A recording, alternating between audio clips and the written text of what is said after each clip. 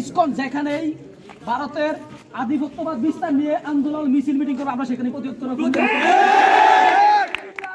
কোথাও কোনো ইসকনকে কোনো ধরনের আন্দোলন কোনো ধরনের সহিংসতা ঘটানো দেওয়া যাবে না। এই আন্দোলন এই ধর্মের নামে যারা বাড়াবাড়ি করবে, যারা সম্প্রীতি নষ্ট করবে, কুমিল্লা বিশ্ববিদ্যালয়ের স্টুডেন্ট সমগ্র কুমিল্লাবাসীদের তা প্রতিহত করবে।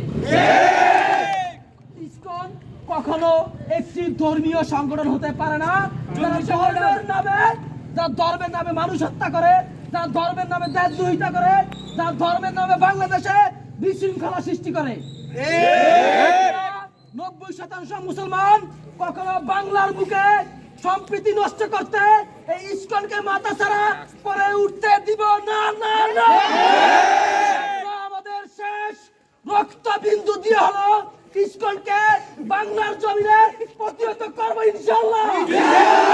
আজকে চট্টগ্রামের বীর চট্টলার বাড়িতে আমার ধর্মীয় ভাই সাইফুল যাকে অন্যায়ভাবে ইসকনের উগ্র হিন্দুত্ববাদী সংগঠন হিন্দুত্ববাদীরা আমার ভাই সাইফুলকে হত্যা করেছে, আমরা তার বিচার না পাওয়া পর্যন্ত রাজপথ ছাড়বো না।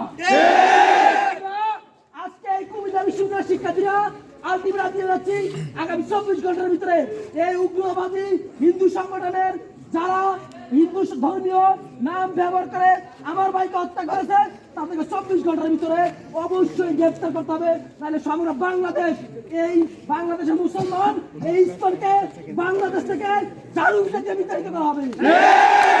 আমরা সংগ্রামী ভাইরা আপনাদেরকে বলতে চাই, আমরা কুমিল্লা বিশ্ববিদ্যালয়ের স্টুডেন্ট আগামীকাল সকাল 11টায় গোল চত্বরে আমরা মানববন্ধনের আয়োজন করেছি। আপনারা যে জায়গায় থাকেন না কেন সবাই যথাসময় উপস্থিত থাকবেন এবং আমাদের মানববন্ধনকে সফল করবেন।